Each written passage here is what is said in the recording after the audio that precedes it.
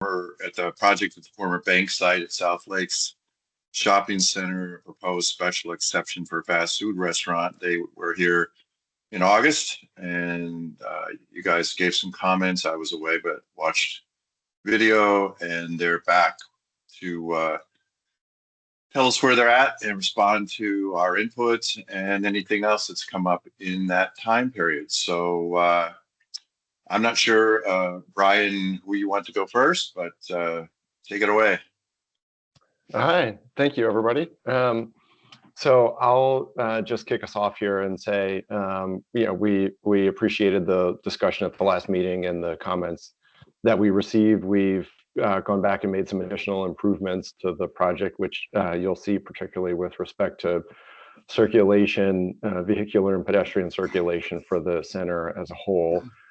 We also reached out again to the Harbor Point Association and excuse me, just today we had heard back from them, and Howie's been in touch with them, and we understand that some folks from their community may be joining the meeting tonight. So forgive us for those of you who have seen this already, but we wanted to do a sort of full review of the project, and so we're going to kind of start from scratch and walk through everything, and then we're certainly happy to discuss and answer any additional questions or provide any additional information that you may need. So with that, I'll turn it over to Howie, and she can run through the presentation. Awesome. Let me share my screen. So as Brian mentioned, this application is with respect to the South Lake Village Shopping Center. The site is located just south of Sunrise Valley Drive, west of South Lakes Drive. This is the overall shopping center. The portion of the site subject to the special exception application is this area here in the blue. Background on the property, the site is approximately, the pad located within the site is approximately 10 acres. The overall shopping center is 10 acres. The village center is currently developed with about 110,000 square feet of shopping center use, and the portion of the property that's actually subject to the special exception request is approximately 0.74 acres. The proposed use will occupy what was previously a 1,600 square foot drive-through bank operated by Truist, which was, I believe, acquired by BB&T. Under the Fairfax County zoning ordinance, the property is located within the PRC zoning district. The land use recommendation under the Reston comp plan is service retail, neighboring service retail and service uses up to 0.25 FAR. The existing residential area in the village center located adjacent to the non-residential area are expected to remain unchanged. Under the current comp plan, there's no redevelopment plans for this village center, and the drive-through restaurant at the proposed location would complement existing uses within the village center. Some history on the site. The initial approvals for the South Lake Village Shopping Center occurred in October 1982. The Board of Supervisors approved a special exception application for a drive-in bank facility. Since the approval of that application, the board has approved additional special exceptions for fast food restaurants within the shopping center, and the drive-through bank has been vacant on that parcel since January 2021. Here are some images of the existing conditions. So this is facing towards the entrance of what was previously the drive-in bank. Here's a perspective from what would be, I believe, facing north of the site. And you can see here the drive-through bank, the vacant parcel that was previously a drive-in bank. Just another image of the existing conditions. And then this is a perspective of the building from South Lakes Drive. This image is a conceptual illustration of what the applicant intends to develop with the special exception application, which is a restaurant with a drive-through facility. As you can see here, we've included several pedestrian connections on the site and additional commitments that we'll get to in in this PowerPoint presentation. Under the Fairfax zoning ordinance, there are special exception considerations that we outlined in our statement of justification. Some of those are provided here. The applicant is proposing, as I mentioned, about a 1,600, 1,700 square foot restaurant with a drive-through facility. It would have similar hours of operations as other restaurants within the village center, and the architecture is compatible with what is existing on the site. With the special exception, we've provided several pedestrian facilities. These are all new connections that the applicant would provide. So several crosswalks to facilitate pedestrian circulation throughout the site, including a sidewalk along Harbor Court, as well as several crosswalks. This shows you how pedestrians can circulate through the drive-through restaurant into the site from South Lakes Drive. So they can come up through this area where the yellow line is, or through the red. And if they're within the restaurant, they can circulate through the site through the crosswalks facilitated here. Additionally, we've provided a circulation from outside of the village center, from coming upwards from South Lake Drive, how pedestrians would be able to access the site, as well as from Twin Branches Road and South Lakes Drive from the north. In addition to pedestrian connections, the applicant has committed to several additional landscaping along South Lakes Drive and Harbor Court per recommendations from county staff.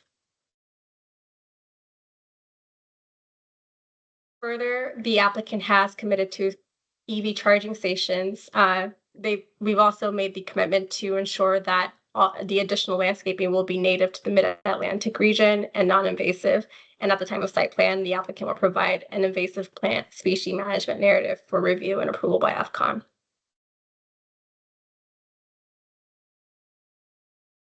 In addition to the changes that we've made to the application to address comments from staff, we made several revisions to incorporate the comments we received from this committee, particularly with concerns related to site circulation and pedestrian circulation on the site.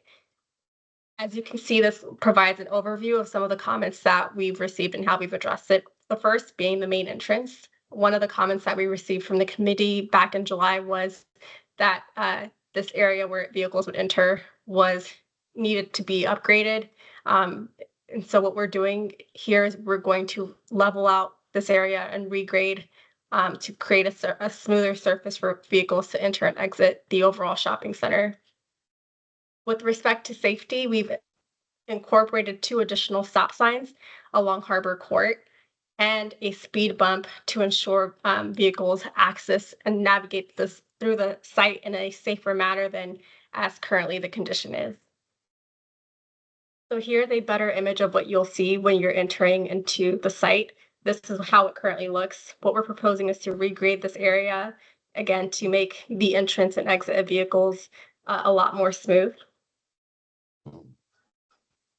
And as you can see here, there's an existing stop sign, but we're proposing to include a speed bump around this area here and 2 additional stop signs that are better illustrated here.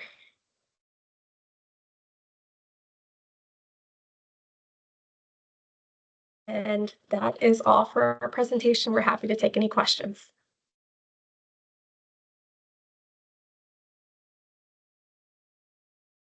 Okay. Brian, did you have anything on the traffic, the queuing into the drive-through as I requested? We do, and I wanted to say, to follow up on Howie's presentation, Maria Lashinger from Grove Slade is here. She's our traffic consultant, and she can jump in to talk about the queuing. I just saw a question pop up and ask if this was a Chick-fil-A, and the answer is no, it is not a Chick-fil-A. That helps the queuing segue, so I appreciate that. So we did. So to start by, Maria Lashinger. I'm with Grove Slade Associates, transportation consultant for the applicant. Technically speaking, a traffic study, transportation study was not required for this application, right? The county determined that the change in use from a bank to some sort of food drive-through wasn't enough to warrant a full look at the traffic. So to preface it with all that, so we have not conducted a full traffic study, as we've been before you guys presenting previously, but we did at the onset of this project with Chevy Chase Land Company, help them through that process, look at what the impacts want to be, right? So we did run trip generation, we did do a queuing analysis, and the queuing analysis that we use is the same methodology that both FCDOT and VDOT require, basically, when we're looking at a drive-through, be it a bank, be it a food use like this, or a pharmacy use. It's a standard traffic engineering queuing methodology that we are actually required to use by both parties. I saw the email that was sent with there's various different types of queuing theory. I do not pretend to be a statistician. I am not an expert in queuing theory. I do this on the traffic engineering piece of that spectrum. So it does a stochastic model is the queuing model very specifically that is required by both VDOT and FCDOT. It's also the basis upon which the county requirement for stacking for these types of uses is modeled. So that is the model that we ran based on the anticipated number of trips entering, in the morning or in the evening. The morning typically is a higher trip generator. We looked at what percentage of those vehicles entering are the probability of them wanting to go to the drive-through as opposed to parking and walking in, as many people do. So we put all those pieces of the puzzle into the stochastic queuing model, and it spits out on the other end essentially a probability. What is the probability of there being one vehicle in the queue, 2, 3, all the way on up? Here we're able to stack, I think you saw back on the site plan graphic, up to 11 vehicles is how many we can stack without it spilling into the drive aisle, right? So, yep, exactly. Thank you, Howie. Right, so 11 is the requirement from Fairfax County. That's the max we can queue without spilling into the drive aisle. So when we're looking at different probabilities, what is the probability that we're actually going to get to the 11 vehicles at any one time waiting to be served here? It's a very low probability, which is actually why the county's requirements are based on that model, why we're only required to put 11 stacking in there. If for whatever reason we went beyond that, it would probably be a 2, 3, 4 vehicles we could stack before we're even thinking about spilling out onto Harbor Court. So again, it's a low probability of even getting to 11 vehicles, let alone 12, 13, 14, and spilling out beyond. What's the service rate you guys used? So the service rate that we use in that model is 60 seconds per vehicle. That's ridiculous. I'm just going to give, is that from IT 11, trip generation 11? It's based on industry standard for fast food drive-thrus. So I did see some of the information that was shared. It's nuanced, but there's differences between wait time, between service rate, between service time. Technically speaking, the service rate is the number of customers processed over time. It's not the time that you're sitting waiting. It's not your total duration, right? There's a rate when I'm at the window and I'm waiting for my food or beverage to come through. That's one rate. There's a rate right after I place my order at the speaker. And then from there until I get up to the windows, there's a number of different rates and times in the industry. Sure. Industry standard. What's the time? Just from the time you hit the order window till the time you leave the queue. It was based on what operator would be in this location. So again, for the queuing, it is a service rate. So it's a function of the number of customers processed over time, which is a function of the arrivals over that hour period. When we're comparing it back to trip generation. So you don't have your fingertips from the time they hit the order window till the time they leave the restaurant? I can give you a handful of different industry standards, but it depends on what the operator is in there. Regardless of what that looks like, the queue is based on that service rate. It's not. I didn't. The service rate is the input for that queuing model that's required. It's not a wait time. I guess I'm trying to ask, what was the time that you put into your model, whatever it is, from window to leave to at the window? There must be some amount of seconds that you used. I use 60 seconds per vehicle. That is the service rate. And that is that at the window, just the window? It is how quickly the kitchen, if it's a kitchen on the interior, or if it's the coffee shop, can receive, create, and get your order to the window. So does that include the time it takes to give the order? It's essentially from the time the order is received inside. Right? So I go up to the microphone and I say, Okay. I'm going to order my coffee. That starts that clock of the 60-second service rate. So then the folks on the inside of the building do their thing. On average, it'll take them 60 seconds to get that together. Some places are faster, some places are slower. Again, it's an average. And deliver it to the window in 60 seconds? Yes. What about the time to pay and all that? So typically, if it's a 2-window operation, which this would not be, I guess, that's all occurring simultaneously.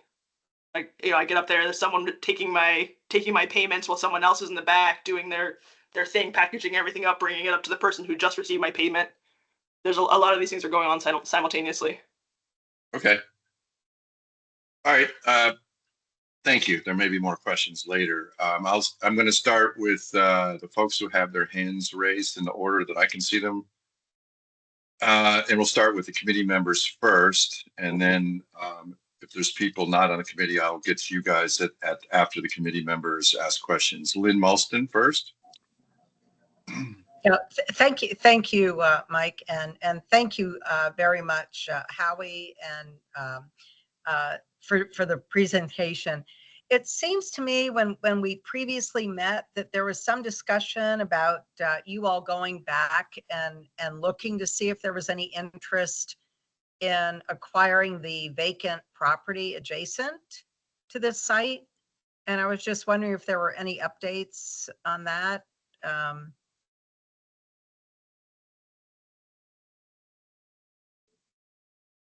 And if you're speaking, I can't hear you. Do you all recall that? I think that this was a Truist Bank and the other one was a SunTrust, I think, that's been vacant. So we actually, this is Jason Winans from the land company. We actually Jason, could you turn up your speaker or speak up? Thank you. Yeah. Thank you. We actually own the other pad. So it was just the conversation was that it became vacant right around the time we met with you guys the last time. It's another pad we're going to need to deal with, but this was our focus right now. Thank you. I appreciate it. This is a great presentation, Howie. Are you all at a point where you can share if you know who the occupant is going to be? I'm glad to. Like the last time we met, we gave you an indication of who we were planning. That's still the same group. They're just not willing to sign up until we finalize this. So they want to make sure they have the adequate drive-through. The tenant we're talking about is Starbucks. Our intent with this is to maintain our Starbucks and keep Starbucks there at the property. As most of you know, all of the leases and spaces they're in right now and future spaces all have to have drive-throughs. So the space that they have at South Lakes is unique, and they're trying to move away from that model and always have drive-throughs. So our goal is to move Starbucks out to the pad and then backfill the end cap, their current space, with another tenant. We're actually looking, our use that we're really focused on is we lost Flippin' Pizza about a year and a half ago. So we're in conversations with a pizza operator for that end cap space. Okay, I think that continues to be the preferred occupant in terms of folks that live in the area, but we'll leave that up to them. But thank you, appreciate it. Okay, Lynn, don't forget to put your hand down. Tammy? Thank you. I have did I read correctly that tonight you're meeting with the RADRB? No, that's not correct. Okay, when are you meeting with the DRB?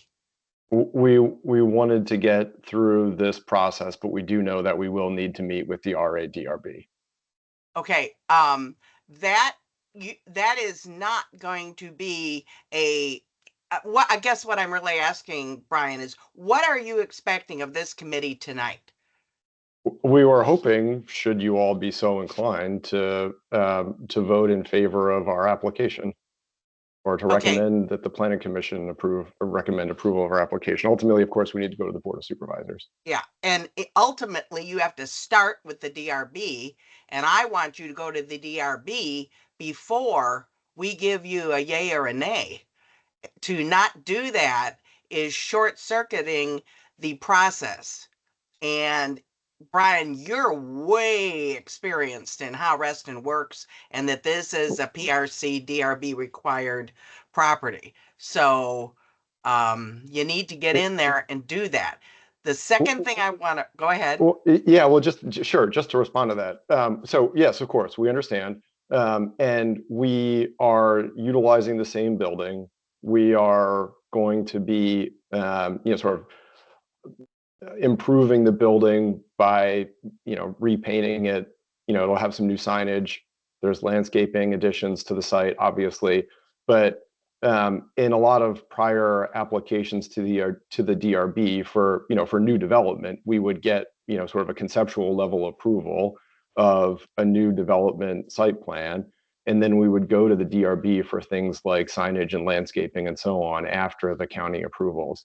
And so for this project, there is no new development really, right? This is all just upgrading the existing building. It's going to stay the same architectural character. It's going to be in keeping with the design of the overall center. We're adding landscaping, we'll be adding signage, and we know that we need to go to the DRB for approval of all those things. But my personal take is that that's okay after this process. I think you guys are the group that is important for us to meet with to get your feedback on this. And I think, notwithstanding that we still need to go to the DRB, of course, the things that will be subject to the DRB's review are things that we would typically do after the county approval process. I'm hearing what you're saying, Brian, but this is, and please know, I'm in favor of a drive-through here.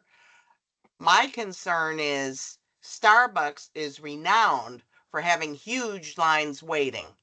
And we have immediately adjacent residential neighbors.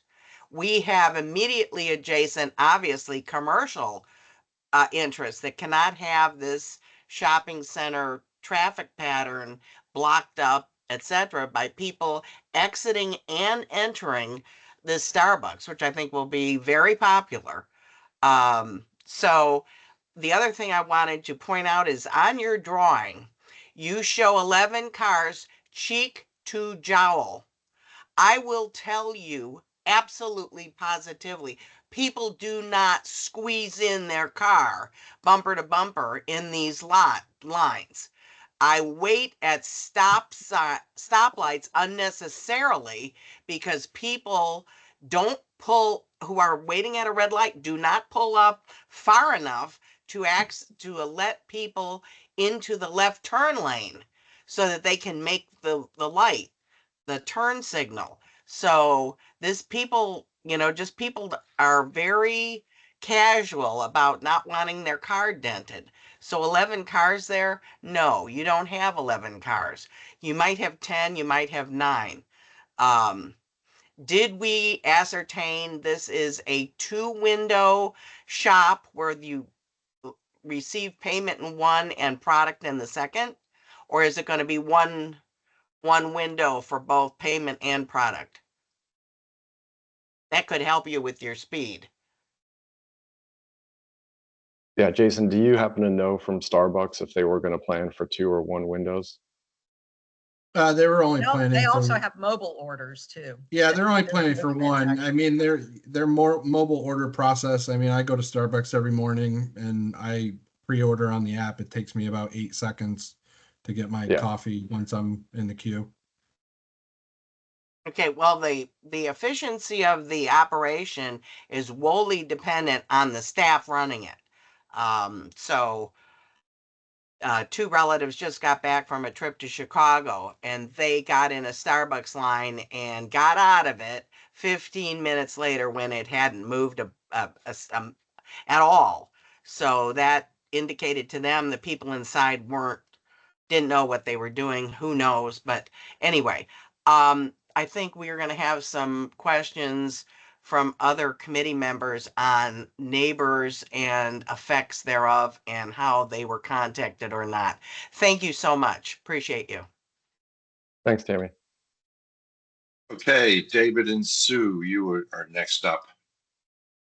Okay. Yes, I have a question and then I have a concern. My question regards special exception uses. A restaurant drive-through can have a significant impact on a neighborhood, more than a drive-through bank, depending on hours of operation, noise, generation of trash, food supply delivery, trash storage, traffic stacking, as many people have pointed out so far. And a lot depends on the type of food service and impact of its design. And so I know you've talked about a Starbucks. It's difficult to know without defining what fast food service is going to go in here, whether it's going to be a low impact plan and design or a high impact design. Harbor Point cluster is adjacent to your site, as you mentioned. Its only access egress is Harbor Court, which is located directly across the street from your proposed special exception site. So the type of restaurant drive-through could significantly impact these adjacent neighbors, presuming that they would want a lower impact service. Again, nobody wants a vacant pad in a village center, and you have two, and it sounds like you've had them for quite a while. So redeveloping this site is important, but just seems that some details are lacking, like lighting and signage, and the food order speakers, how loud, how many, storage of trash, and all of these affect the quality of life. So I just asked myself, is this special exception plan harmonious to the South Lakes Village and to its neighbors? And I'm not sure. I feel like there needs to be more details, and I think the impact of the design is important, whether it's low or high. My concern has to do with communication with neighbors. And, PNC encourages all developers to work with neighbors early in the planning process. And we did ask for this to happen in July.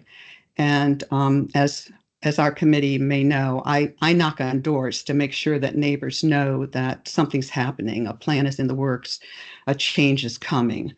So after knocking, I can tell you for Lakeport Way cluster, which again surrounds the village center. It is not adjacent, but it surrounds the village center, and they feel connected to the village center. Traffic is of some concern. They do welcome a food-oriented establishment, maybe a drive-through, but they said it depends on the type. Again, this gets back to design impact, low design, high design impact. The feedback I received from Harbor Point is that residents, including cluster reps, have expressed concerns for over a year about traffic. And they've asked South Lakes Village Center to do a traffic study to improve the circulation pattern volume and look at parking. And Harbor Point is the adjacent neighbor most affected. And if you see that, it's difficult to see the map. If you look, Harbor Court Street is directly across from entering into this special exception fast food drive-through. So what I would recommend is that the applicant meet with Harbor Point, meet with Lakeport Way clusters to review the details of your proposal. Invite the whole South Lakes neighborhood. You could have it at South Lakes High School. Invite John Carter, invite us, P&Z members. In other words, use neighbor feedback for a better redevelopment plan.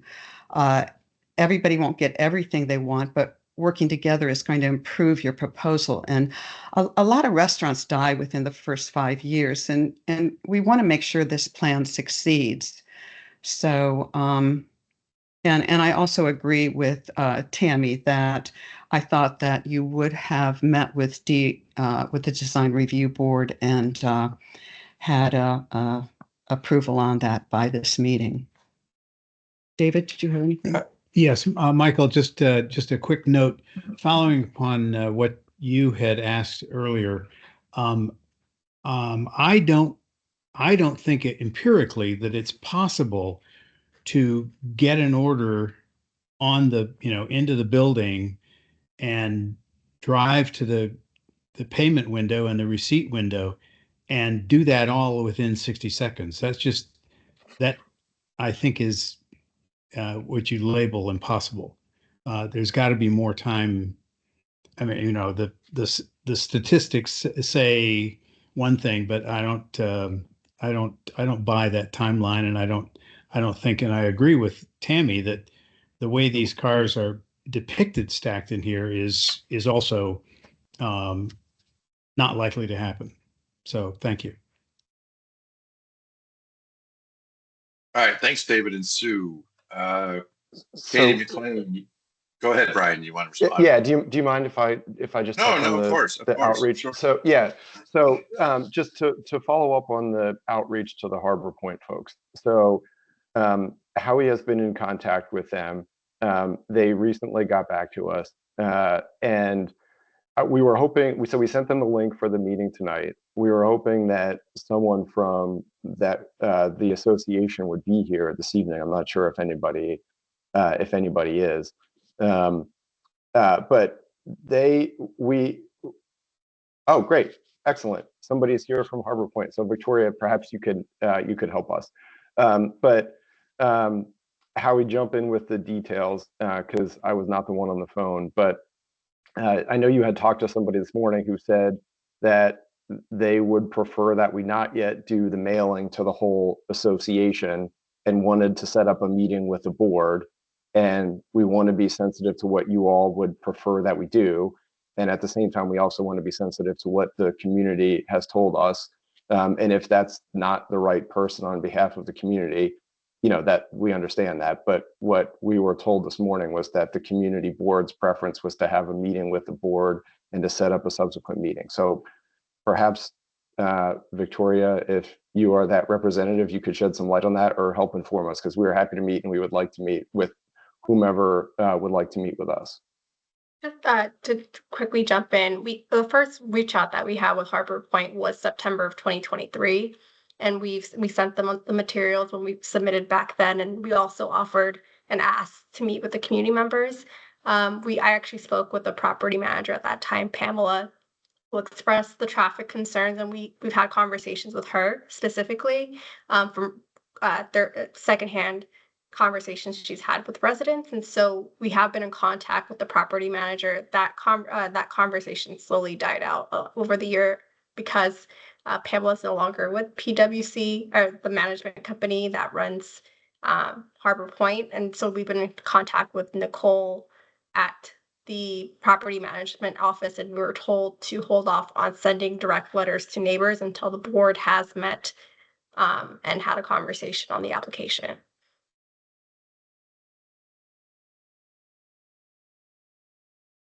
So now you all know as much as we do. And again, we're happy to meet, whether it's the board or the full association, and share our plans. And we sent the link to invite people to come to this meeting. But you know as much as we do about our efforts to reach out to the association. Who is there? The Someone Harbor Point from? Association. Yes, the Harbor Point Association. Yes. Is there someone from that is HOA here tonight? Yes. You want to chime in? This would be a good time, Victoria. Yeah, perfect. Thank you.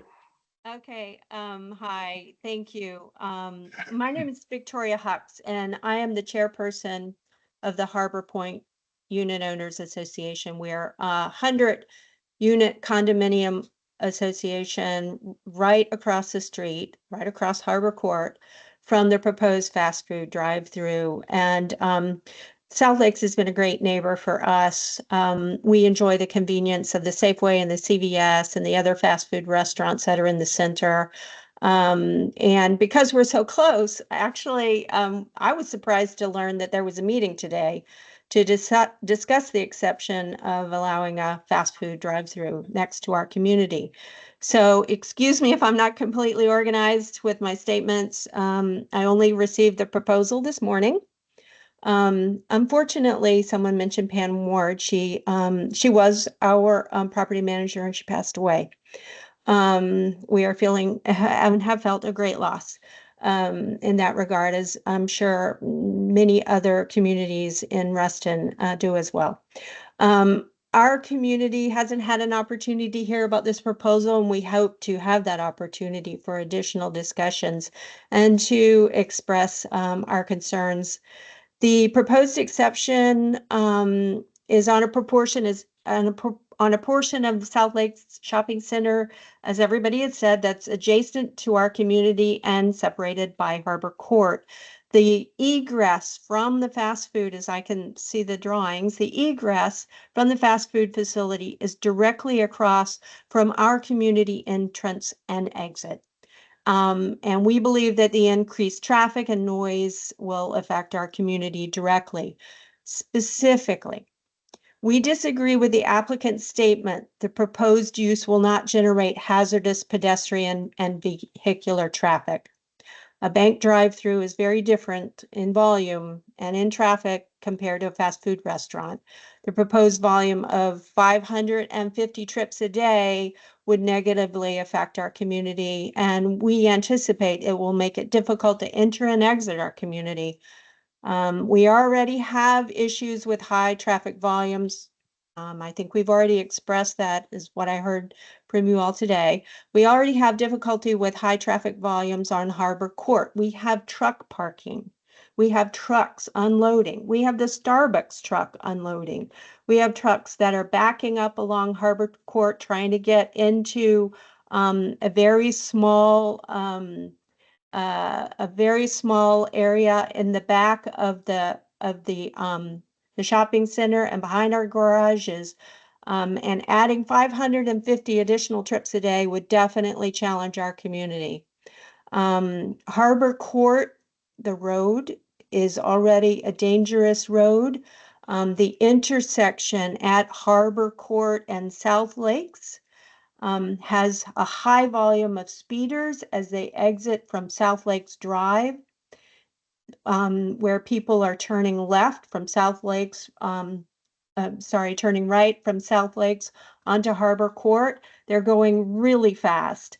And these individuals there's no dividing line between the people who are entering and the people who are exiting, getting onto South Lakes, either taking a left or a right. So there's often, because of the speed and because of the high volume, there's a lot of near misses. According to the site plan, the shopping center is proposing a crosswalk across that intersection, that dangerous intersection of Harbor Court and South Lakes, and to connect with a new sidewalk on the south side of the proposed fast food site.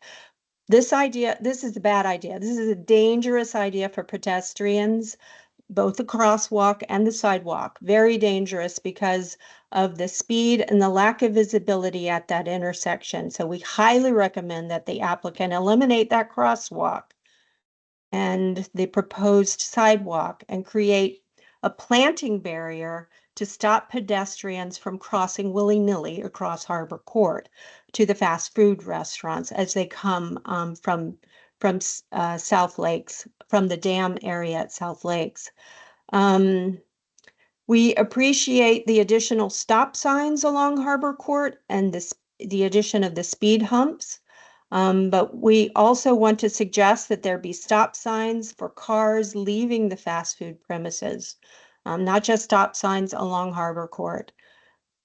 We have concerns about the noise from additional cars, the noise volume from the ordering stations. In the past, we've had to ask the Sunoco gas station to turn down the volume on their advertisements that are on their pumps. So we do know that that noise can travel into our community. And just the additional noise from 500 in and out cars and idling cars, we, just really think it will be a very noisy disruption. We don't see a lighting plan. We have concerns about how bright the lights will be and how many signs there are going to be, because this fast food facility is in a direct sight line with our units. Whereas banks are kind of understated, fast food facilities often have big glaring lights. And again, we just don't want to, have that shining in our people and in our individuals in the community's bedrooms. So as I said earlier, I would like to hear from our community. They will probably have concerns that I haven't even thought of, and I didn't really have a whole lot of time to focus on this today, but we definitely have concerns.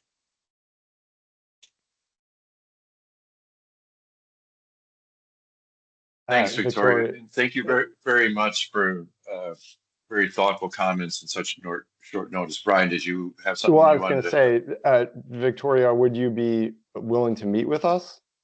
Sure. Okay. Definitely. And definitely the board would be willing to meet. And I think it's probably a very good idea if we just have a public meeting as well for our community folks, because as I said, we can represent them, but they may have concerns that we haven't thought of yet. Are you okay if we coordinate directly with you rather than through Nicole? No, Nicole's definitely the person to coordinate with. Okay. Okay. Understood. Okay. Hey, Brian and Victoria. My name is Natalie Serio. I work with the Reston Association. I was just hired as the land use planner. I'll be running the land use committee, and I just wanted to offer the land use committee as a space for both of you to coordinate through in order to have both the community heard and the developer give our community information on this land use. Thank you.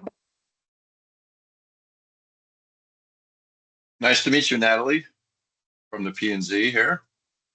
Yes, thank you. Nice to meet you too. Okay, that was great. Katie McLean, you're next up. Okay, hi, good evening. I just had two comments. Howie, on the letter that you sent to us, you all talk about leveling the grade at the main entrance. Are you going to level the grade over on the Harbor Court side as well, like the one that's on the South Lake side to the left of the old bank, if you're looking at it from South Lakes? We've committed to leveling the main entrance area and not that other You're entrance. not going to level off that other entrance? Well, we could look at that, but Yeah. based on the last meeting with you all, we understood that the interest was in leveling the grade at the main entrance and exit of the center, because as we understood it from you guys, the fact that the grade is not level made it relatively slow for vehicles to exit out of there, which then created more queuing in the back. And so that's what we were asked to do. Right. Yeah. So I'm glad about that. But are you going to do it at the other entrance? Yeah. Well, you're going to do it at both entrances. Yeah. Well, we have to look at it, I guess is what I'm saying. We haven't looked at that entrance because we didn't realize that you all were interested in that entrance as well. So we may certainly be able to do it, but we have to take a look at it. I'm thinking just because, again, if you have like a lower car, both of the entrances are just awful. And then my other thing was about, and I guess you all can't definitively tell us who the operator will be, although we're thinking maybe it's going to be Starbucks. Starbucks has early hours. They close early at that center versus sort of like another restaurant might be open later. I was just thinking like for the residents of that community, if Starbucks closes at like 7 or something, suddenly you're not hearing people taking orders at all hours of the night. Yeah, that's So true. would Starbucks be having the same hours at a drive-through that they currently have at their location right across the street on the corner? I assume so, but I don't want to get myself in trouble, so we'll have to ask them. Right. I mean, I guess that would just be a conversation, of like, if they're going to really do it, it's like, are the hours changing? Because I'm just thinking if I lived directly in that neighborhood as, I think it was Victoria just was talking, that might be something that, yeah, I would want to know. I'm not going to hear people doing an order at, 11 o'clock at night. Sure. Yeah. Understood. Okay. Yeah, Thank you. Brian, we can check on that. I would also add though, when we have this opportunity, that they're already there. So I think a lot of the trip generation will be minimized by the fact that they're already there. I think they might improve their business slightly for drive-through, but most of the people stopping there to get their Starbucks already go there and stop there. They just will have a drive-through to drive through. Yeah, that's probably true. I mean, instead of ordering it on the mobile app and having to park your car, you'll just order on the mobile app and pull up and pick it up instead. Thank you. Yeah, thanks. Thanks, Katie. Mr. Kennedy, you're next up. Thank you. First of all, I'm glad I heard all of this input, and I think it's all valuable and very interesting to be addressed. And one of the things I had thought about was that fast food is one thing, and Starbucks is not my idea of fast food, but of course it is in a way, and they have a little bit. But basically, it's fast coffee. And I would guess that they're going to have more business with a drive-through because it's going to take less time. The other thing I've heard from many of the people in South Lakes is that there has always been at different times of the day a shortage of close by parking. But that's life. This is a very big active things. We're not a nice suburban community. We're a city, and this is the direction it's going. And I think that's we need to kind of think about it in that way. But the people that I've talked to, I was using the term fast foods when I talked to them. They all thought it would be a good idea. And the one thing that you don't mention is that there is a tunnel on the, I guess it's toward the north side, that goes under into a whole bunch of different communities there that would be easily in walking distance for most people. So that's something to be, I think, an advantage in terms of limiting parking. So the fast food in a fast moving coffee place is it's simply going to be different. And I guess that's the other thing is that I keep thinking that we're talking about one bank, but the layout is very, very almost 95% the same.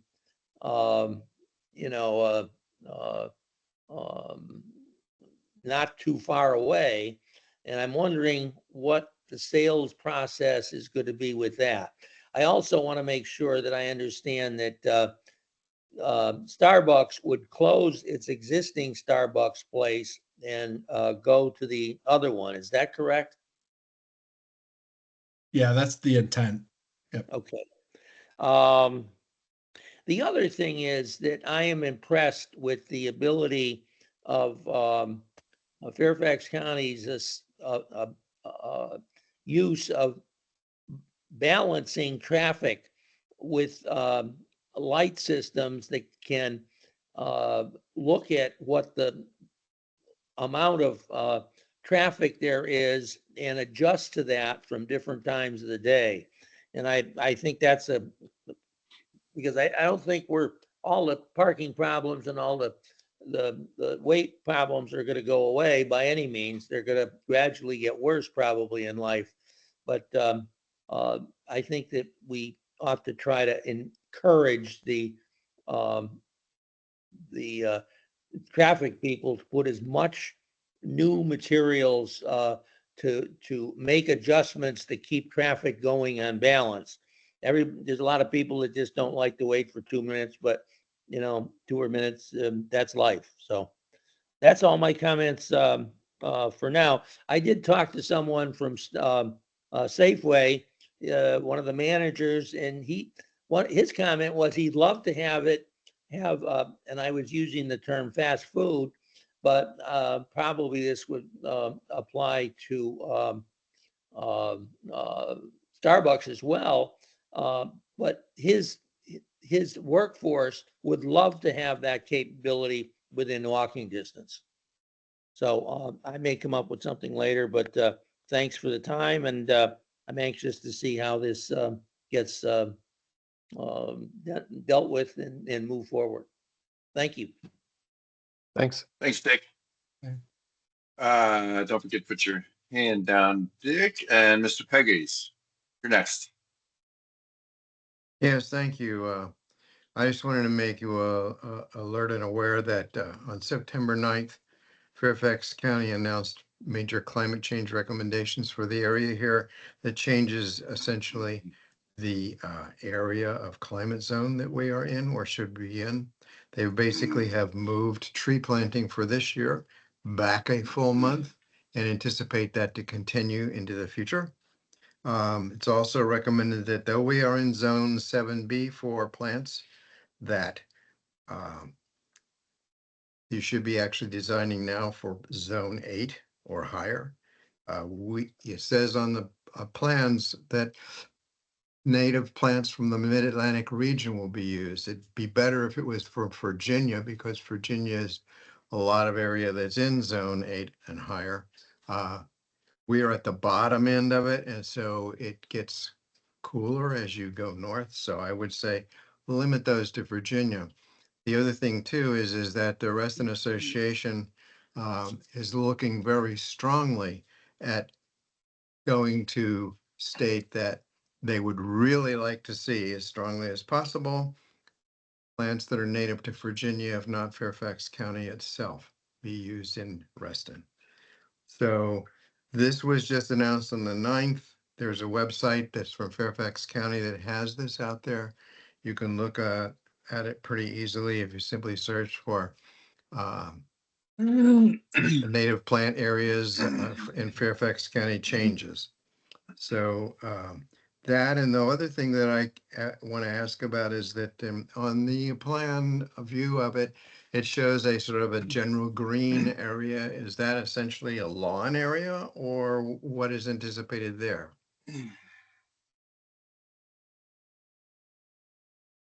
Area here.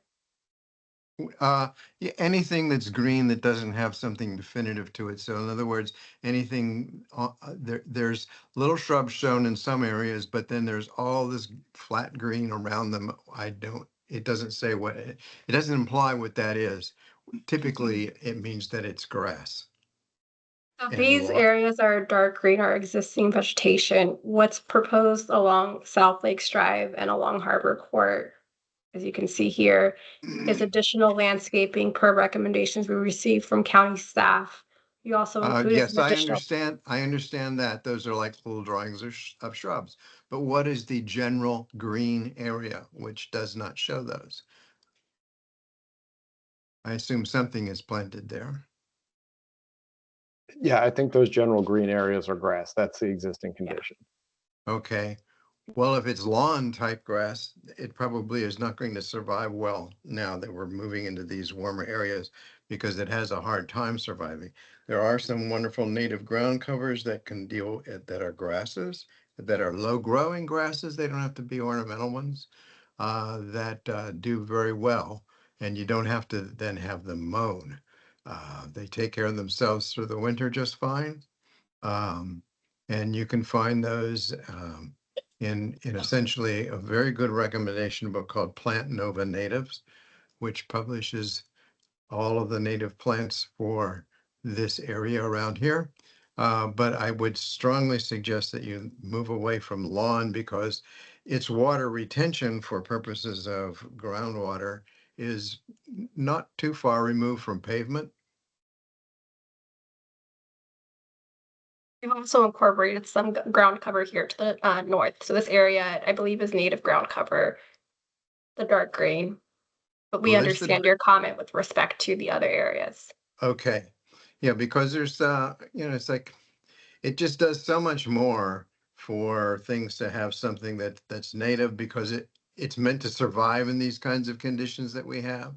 But the big thing is that our particular area is kind of changing from a zone 7B to a full 8. So mid-Atlantic is like not a good thing to choose from in general. That's my primary comments for the day. Okay, Thanks, William. that's helpful. Thank you. Yeah, also just to let you know, I'm a master gardener, so. Thank you, sir. John Capula, you're next. Sounds like we'll have more time for tomato growing. Yeah, probably so. Yeah, right through. But where in Reston is there enough sunshine for that? That's my problem. There you go. Jason, I have a quick question. We've been talking about Starbucks a little bit here. Last time we met, you did not specifically reference Starbucks. Are they indeed the tenant here, or is that still up in the air? It's our intent. We haven't signed a lease with them. We have a letter of intent for the space. They've always, I mean, it's been 2 years in the making, but they've been needing to have a drive-through because it's their new model, and so that's our goal.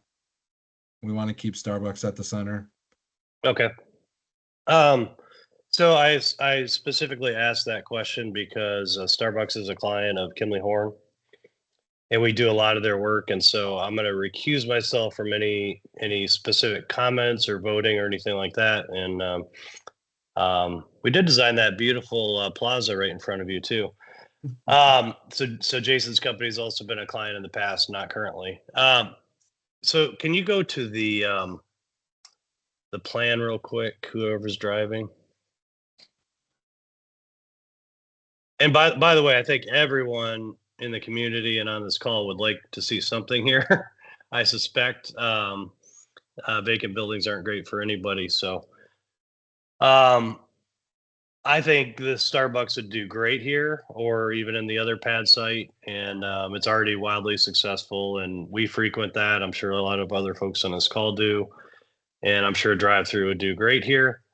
I guess a question for Maria is the area by the gas station and the entrance on the east side here, and then the main sort of entrance in front of the existing Starbucks is quite a traffic dilemma currently. I'm sure most people are aware of that. And I think a lot of things you just did about adding stop signs and speed humps and things like that are great. But I think your main problem is right there at that main intersection. And I'd be curious to Maria, just practically speaking, what are things we can do to improve that? Because I think that's going to be essential for safety for all the pedestrians that go here, and even the operations for Starbucks and for the center itself. So just from a efficiency standpoint. So if you could comment on that, I'd appreciate it. For sure, absolutely. I'll say, so we did spend some time looking at that intersection. I think we're all familiar with how it operates, fortunately or unfortunately. And what we were trying to do with the speed hump, with the addition of the 2 additional stop signs coming in from Harbor Court into that location, was to slow speeds. We heard a lot of feedback about with the speeds and people tearing through there. So the goal was to slow people down and give them multiple opportunities to first stop, go slow over the speed hump, stop again, right? So that people understand you're in a pedestrian area. You need to be going slow. You need to be looking around. What's next? So that is what we tried to do there. The unfortunate piece is that the Sunoco is a separate parcel, right? So we can't do anything specifically on that piece of land. We don't control it. And it is right up there into that intersection, unfortunately. Yeah. Yeah, if you can see the cursor, thanks, Howie. Exactly. So to the extent that we can control that piece or not, we don't own that land. We don't control that exit there. But again, what we have done is attempt to slow speeds entering into that intersection. Yeah, no, I think you've done a really nice job heading eastbound. I think you have the same problem heading westbound or southbound, depending on how you want to look at it. I'm wondering if maybe you consider adding a speed hump somewhere along that stretch. If you're able to in there, yeah, somewhere in there. Obviously, you don't want to interfere with whatever's going on with Sunoco, and or a stop sign at that island before you get to the sort of existing Starbucks. Not there on the other side. Go to the north or east a little bit for right there. Yeah. Is there a reason you couldn't add one there? And in the current existing condition, I think visibility, you'd probably lose a couple of parking spaces in order to be able to see that stop sign. If you drop into the Google Earth, you can actually, there's a red van parked in that last parking space adjacent to that island. So I think it would be, well, one, you couldn't park that close to a stop sign. We'd have to eliminate a couple of parking spaces there. And I think we've heard tonight some of the concerns about parking accessibility. But we can take a look and see if there's anything. Certainly there's a demand for parking here, and I understand that. I think sometimes pedestrian safety and motor vehicle safety can trump that. And I personally, I think even for Jason's sake, might be beneficial for the operations of this center for something to be done there, or at least analyze that a bit further. Because I think that's one of your big remaining challenges from a traffic perspective. So just something to think about. But as I said, I'm going to recuse myself from any votes or anything like that. Thank you. All right. Thank you, sir. William, Peggy, is your hand up again or? No, sorry about that. That's okay. Michelle, you're up next. Great, thanks. On that spot, if you don't fix that, you have not addressed the key circulation issue. And I don't think you can speed hump your way out of that.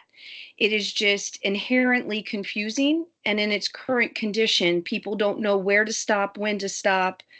And it's exceptionally problematic from a driver's perspective, and also those of us who walk there quite frequently. So I recognize you might not own the property, but by increasing the traffic, you're making this problem even worse. And so it's on you to somehow find a solution that can really work.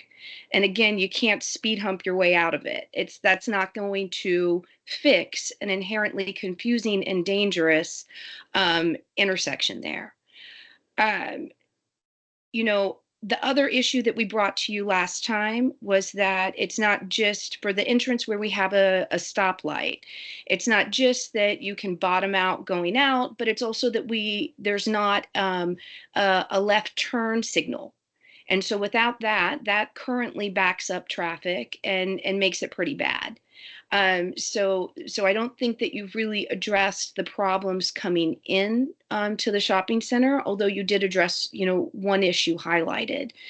Additionally, when you come in, you get to go, if you're coming in from South Lakes and you're going in through the entrance with the stoplight, that traffic gets to go, but the other traffic that's circulating already has to stop. There's a lot of near misses that happen there. So there's substantial confusion just already there. So again, we have situations with this village center that so many of us love. I want to make sure that's clear. We are very appreciative and we want this to succeed, but we have current issues that will only be exacerbated if you don't address them now. So I don't think you're anywhere close to really fixing that.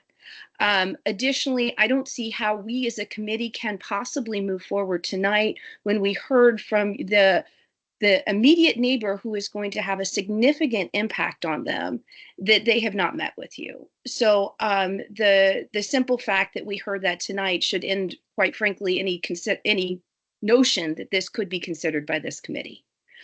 So I'm hopeful that we can facilitate a meeting with both the immediate cluster, but also really you're looking at a much larger group when you really pull back and think about who are your neighbors. So I would really appreciate it if you guys did that work ahead of time. And, look, it's just a fact of living in Reston. You got to go through RA before you can move forward. We all know that. That applies to every single person on this committee who owns property in RA. You've got to talk to RA first. And so that's what I have to say. I don't know if you have anything to say to that. I recognize that you're in a predicament that's unfortunate, but that doesn't mean that you get to ignore where you are.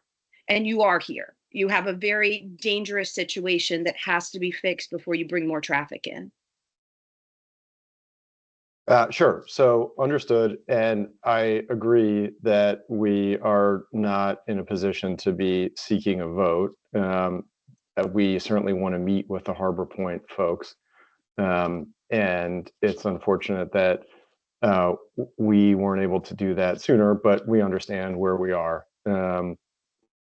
If with respect to meeting with the DRB, if there is a new expectation that we need to meet with the DRB on like landscaping and lighting and other things, which we always know we have to do before we go to the planning commission or the board, which we have not previously typically done, that's news to me, but we certainly can follow that going forward. So I get what you're saying. We weren't intending to not go to the RA DRB. We obviously know we have to go to the DRB.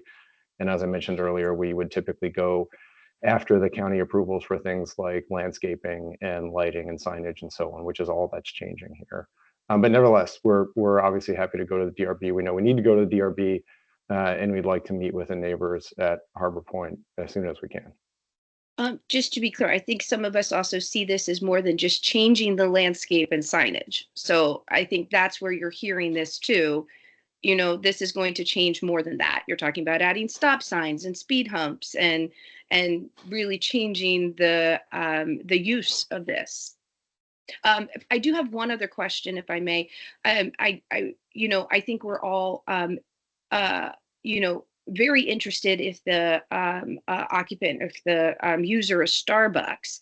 But can you just clarify for one second? As your application is written, if it goes through, it's not tying Starbucks to this, right? So it could end up at the end of the day if Starbucks says, oh, never mind, we could see this be a Chick-fil-A, a Taco Bell. Nothing's limiting this to Starbucks. Is that correct? That is correct, but I can tell you that it can't be a Chick-fil-A. It's not going to be a Chick-fil-A because the drive-through is not going to accommodate the Chick-fil-A design. So it's not going to be a Chick-fil-A. But you're correct. There is nothing in our special exception application, as there is nothing in any county application that identifies the specific tenant.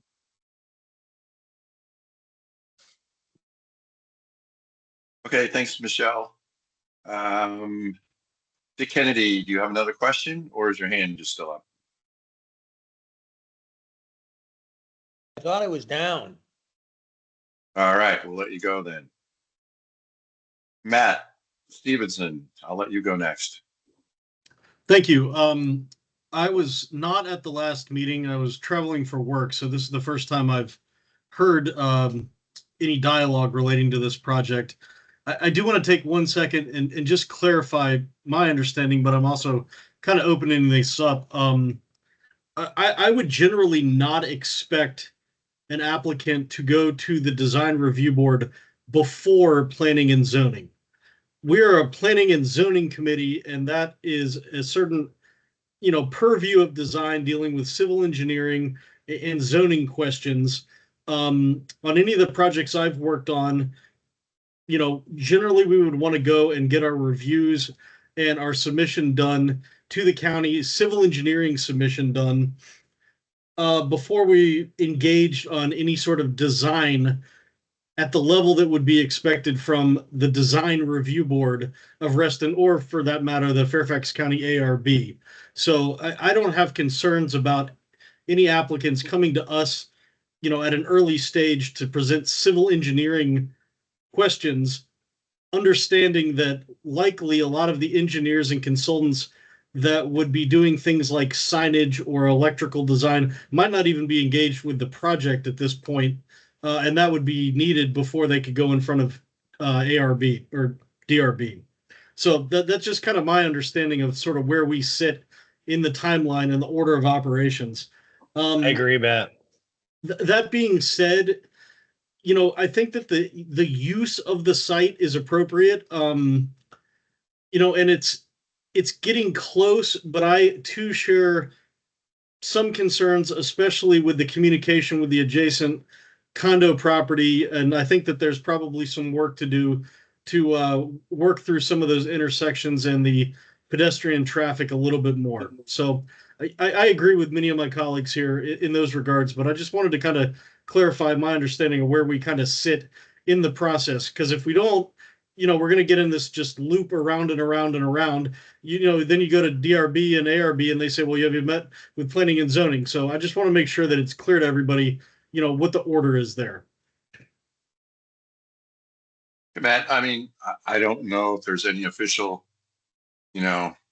recorded process, who's first and who's second, but I tend to, based on my years on this committee, that's the way I understood it, is they're kind of separate, and we assume we'll give our input on the planning and zoning, and we leave it to DRB to make sure as necessary that the design aspects, the aesthetic aspects and stuff are meet with Reston's approval. But that's all I know. Tammy, another question? Yes, please. Regarding RA, some people labor under the delusion that you call up RA DRB and you're in there the next week. They have a long queue to get into to get an appointment. So that's why I was saying we mentioned this in July. We mentioned the neighbors in July. There's talk about going to the planning commission, in the winter. Hello, this takes time. We don't control the accessibility of the DRB, and the hope is that you get in the queue, just like you can have a preliminary meeting with us and we'll suggest, oh, wait a minute, we live here, this is an issue. The DRB can also help with some of the stuff. So that is, I think it's a 3-week minimum wait to get into DRB, if you can even get in 3 weeks. Thank you. And maybe 3 months. I don't know. I know it's not tomorrow. Thank you. Thanks, Tammy. Looks like I'm the last one on the committee, or anybody with hand up. And I'll just, having lived in South Reston in this neighborhood for almost 40 years, and I couldn't tell you the hundreds and hundreds of times I've been to the shopping center, CVS, Safeway, Red's Table, blah, blah, blah. I just simply cannot support a drive-through restaurant at this place. I take my car to the Sunoco and get work done. I broke my prescriptions, and it's already, pardon my French, a cluster coming out of the CVS to turn right to go down Harbor Court to South Lakes, or maybe turn left to go to the Sunoco and get gas or drop your car off. I mean, and there's cars parked across from the Sunoco, so you can't see who's coming at you from the traffic light.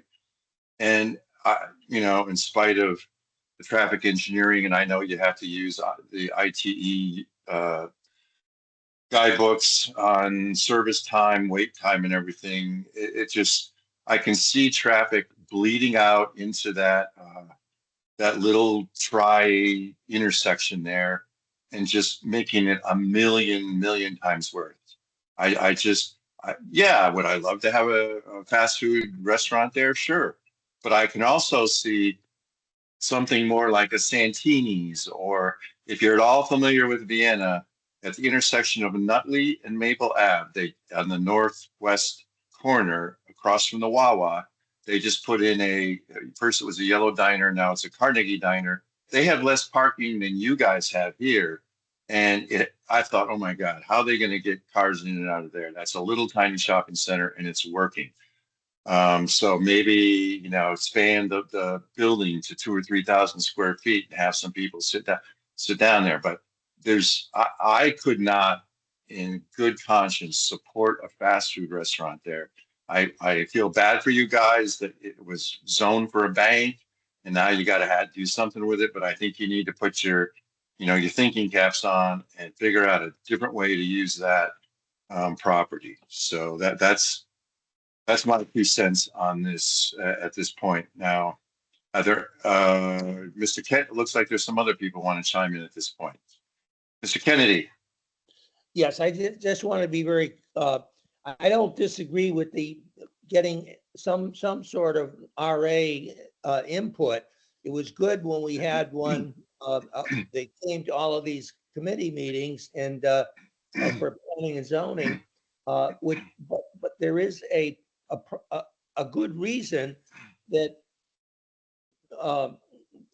RA is going to get into a lot of details that can't be established before they work through the county issues. So I want to, there should be some sort of communication process, but the idea that things have to be approved by Reston Association before we look at it in the planning is just not wise. Thank you. Thanks, Dick. Dave or Sue, you have your hand up? I just wanted to follow what you said, Mike Jennings. It just makes so much more sense to have a eat-in establishment without a fast food, without the drive-through element at this particular site. So many problems and traffic impacts are here, plus the impact on Harbor Point. I'm wondering, has Starbucks and you looked at the possibility of the drive-through at the other parcel that is owned by Chevy Chase? Is the circulation pattern better there? And the reason I say is the circulation pattern better there is, the parcel here next to Harbor Court, there's probably, I can't see from the design, but it looks like about 40 parking spaces, which is plenty of parking for an eat-in establishment. And in fact, the drive-through really prevents a lot of parking that could happen in all of those spaces. It's a nice spot for a small local neighborhood food establishment. But I do hear the interest by Starbucks, and is your other pad or site where the Truist Bank was, does that have a better circulation for accommodating Starbucks? I'll say, Sue, I don't have the map in front of me, but I'm pretty sure your 11 car queuing would be into the main entrance to the center. Okay. So I don't think it's going to be the better selection for this use. I guess. Yeah, it's shorter. It's shorter there, Jason. Yeah. Okay. Yeah. Okay. Just wondering. I guess having all of you here that you really use the center and hearing where your heads are at on the use for that site, I've always put a lot of value in trying to keep Starbucks at this site for the mix of uses. And I can tell you, if we don't get this drive-through, we're going to lose Starbucks. So I'm just trying to understand, would you prefer to have some form of low impact food operator there, but knowing that you're going to lose Starbucks as an operator at the center? It is. Okay. Jason, this is Mike Jennings, and I'm probably exactly the wrong person to ask because I don't drink coffee. Never been to a Starbucks, but I would be very happy. So what? Because when I come up next to the Starbucks, there's not somebody trying to back out in front of me, but so uh, you, you know, maybe you need to. I should shut up and let the people who drink coffee answer the question. I would just say, as an avid coffee drinker, I mean, I like coffee. There's other coffee chains that could possibly be interested in other spaces. I can certainly see why you would want a coffee shop in your business mix at a shopping center. But what do we have in Reston now? 8, 9 Starbucks? I mean, there's quite a few Starbucks already in Reston. Yeah, there's a Dunkin' at Hunter's Woods. That's like the next closest, I think, to this one. That's all we have, I think, in South Reston. I think there's only 3 Starbucks I can think of. The one at South Lakes, Plaza America, and North Point, because they closed the one over on Sunset Hills earlier this year. There's also And one okay, at I the would say Wheeling one Metro in- Station. As There's a one in daily Target. Town There's Center, North one in Point, Town Target. Center. Yeah. Yeah, there's Well, a yeah, bunch. well, Town There's Center, plenty. you have to like park in a garage. But I'll say I go to the South Lakes Starbucks every single day. It's like I work at home and I go every day and get my lunch. But I will say, I know we talked about this last time. If you all could somehow do an exit directly out of that pad onto South Lakes, so people don't have to come back into the shopping center to get out. Maria can jump in, but Yeah, I I was know gonna we say, went I through think this last Maria, time. Maria Yeah. can, don't take it from me, take it from Maria, because we did ask It's her too that close to question. the traffic light, I'm sure. But to It go is. right, to force them to go right on, I mean, I don't know, because I agree, it is always a mess, even if I don't go to Starbucks. If I go to CVS or Reds or whatever, it's just a really busy shopping center, but okay. I go to Starbucks there quite a bit. I'd also say the North Point Starbucks does not have a drive-through. And I think the one in Town Center does not have a drive-through. Right now, you could. They just put one in at Harris Teeter at Spectrum, and that does Um, not have a drive-through. So, I'm feeling like we're hearing from you that they're going to leave without a drive-through. And, it seems like that's being put on us to then accept a bad situation. And I don't think that's what you want to leave us with, right?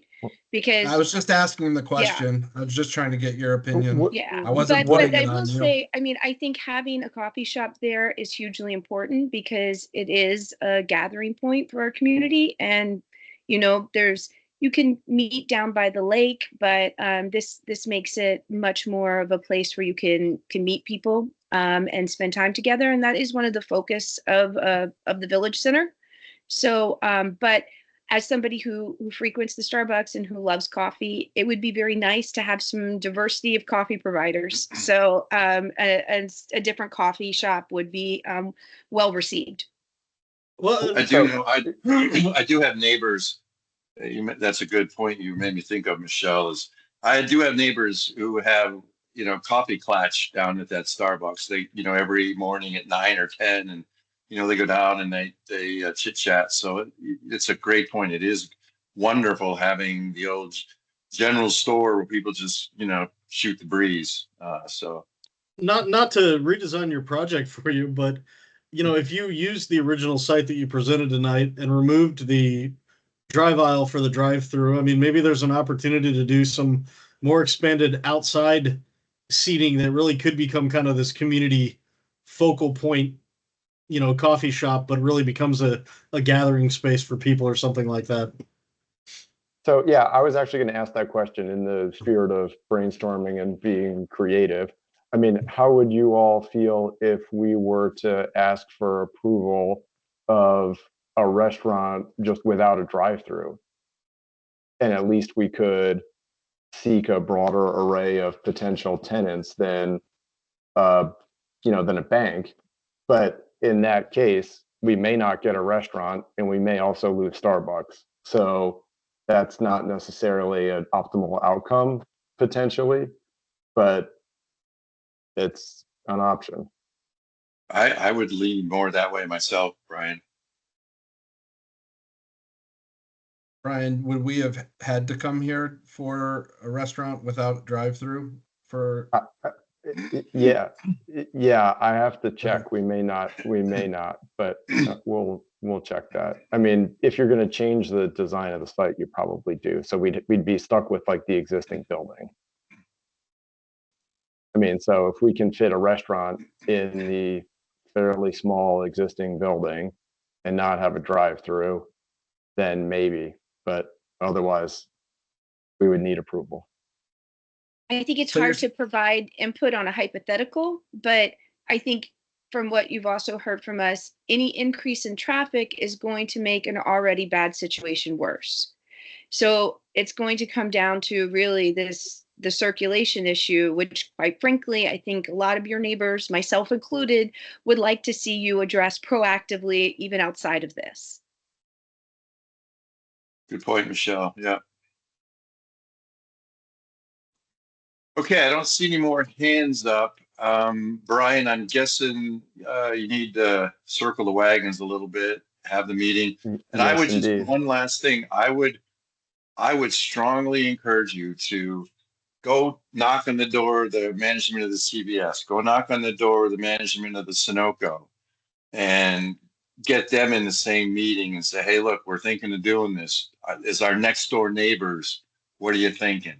You probably don't have to, but it probably wouldn't hurt. Mike, can I ask a question though? If from what I'm hearing here, even if we go meet with the neighbors and we hear them out and we make some, we're so constrained by this area and the logistics of that I don't think we're going to come back to you with a great epiphany of how to change the site and change all of the traffic. I agree. I'm just trying to understand. Like, no, you're right. I don't want to keep going. I don't want to keep spending money with Brian and all these consultants if ultimately we're just going to come back here and you're going to say no. Yeah. I mean, I don't want to sound negative, but my feedback is like we probably are going to fold up and go home. So I never like to say that, and that's never my goal. But I mean, to be honest, I mean that's sort of what I've heard this evening. So we're going to have to do some hard thinking about whether we even are going to proceed, and that's up to Jason, obviously. But I like Mike, I totally respect that. You're saying in good conscience you can't see a drive-through here, but also in good conscience I can't keep suggesting to Jason that he proceed with something that doesn't seem like it's a viable option. So we're going to have to do some hard thinking. I don't think you have explored all of your options. You have not met with the folks that live right next door. Yeah, I know. We would like to. I mean, we want to. There's a cost consideration ultimately, unfortunately, and we're already nearing six figures of soft costs that we've put into this, and understood. And Lynn, I'm not sure, but I think it's highly unlikely that Harbor Point is going to come back and go, yeah, let's do it. Well, you don't know. No, you're right. Yeah, no, you're absolutely right. We'd love to meet. I wish we had coordinated earlier. We tried to, as you heard from Howie. We tried to, months and months ago, not just within the last 2 months, and not just since the time that we met with you last month. But so be it. This is where we are, and we certainly want to meet and talk about it and see what we can do. So I wish I was more optimistic, but we're certainly going to try and see what we can do. Brian and Jason, can I just ask though, will you all fix the grading even if you don't go forward with the drive-through? Can you fix the grading getting in and out of the shopping center?